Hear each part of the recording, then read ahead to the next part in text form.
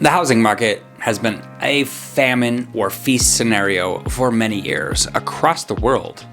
With prices continually on the rise, many people have looked to the future and wondered if a housing bubble might be popping. What factors could contribute to a possible housing crash in 2024? To get a better sense of why the housing market would crash in 2024, let's examine the changing economic and political landscape, gauge the current conditions of the housing market, and consider the potential return on investment if you've been thinking about buying a home. If you want to buy a home and you're not sure if it makes financial sense, reach out to me. We can pull apart the market block by block to see if the timing makes sense for you now. Generally, sellers have been much more willing to help buyers than in the past few years.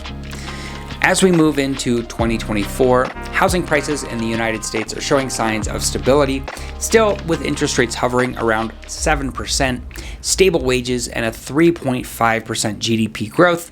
Many stakeholders in the housing market are concerned that a massive housing crash could be on the horizon. History illustrates the importance of being wary of speculation in the housing market. After all, it was a giant bubble in the early 2000s that caused a housing crash in the decade that followed. I'm sure you remember the great financial crash. The low interest rates through the pandemic, followed by much higher rates, and a lack of investment in newer housing inventory could contribute to a crash, at least theoretically. Low interest rates spur more demand for buying homes, but they also make it difficult for future homeowners to qualify for mortgages and invest in new housing inventory as prices soar out of reach. With high housing prices and an injection of buyers in the recent past due to low rates, the market became saturated with buyers, leading to a significant decrease in already short housing inventory. If there is limited investment in new housing inventory, it could widen the gap between buyers and sellers, as well as contribute to a crash. Eventually, no one will buy the homes that are for sale. However, the limiting factor is that there are far more buyers than there are homes available. Even if a large chunk of buyers left the market, there are others to replace them, keeping prices high.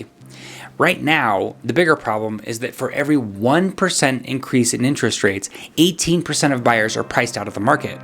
Current predictions point to a potential recession in 2024, which could further endanger the housing market. If the economy began to suffer, home buyers would be less inclined to invest in housing, leading to a decrease in demand. A potential recession could increase the unemployment rate, and that would deprive many of the ability to pay their mortgage and stay in their home. This could be the first of many dominoes lined up perfectly to cascade into a significant decline in property values. The wild card in the global market is the current geopolitical flare-up in the Ukraine, Gaza, and at least rhetorically in China. The relationship between China and the United States could affect the housing market in a less direct way, to be sure, but a continued trade war could lead to decreased financial growth, globally speaking, and that's something that would surely have an impact on the housing market. China has propped up its own infrastructure and housing market with several $100 billion. Currently, the returns are less than the loans are worth. If this lending bubble were to burst, it could ripple through the global economy. The effects on the oil market due to Middle East and Ukrainian conflict are hard to see right now, with gas prices just below $3 per gallon.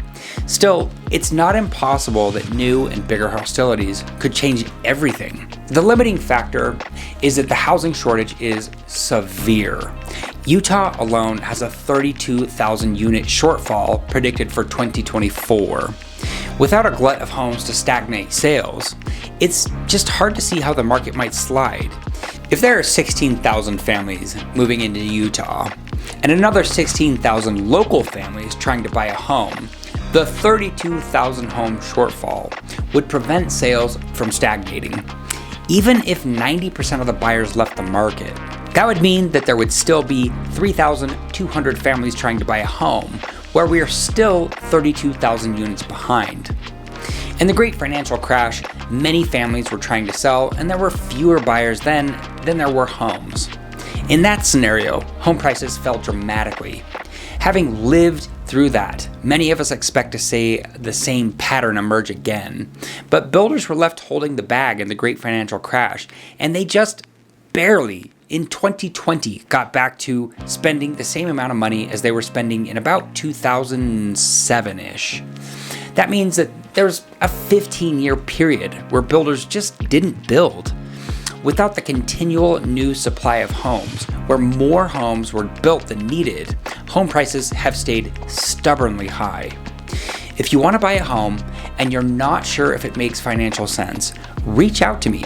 We can shine a light in all the dark corners of the market to help you decide if buying a home now makes sense for you.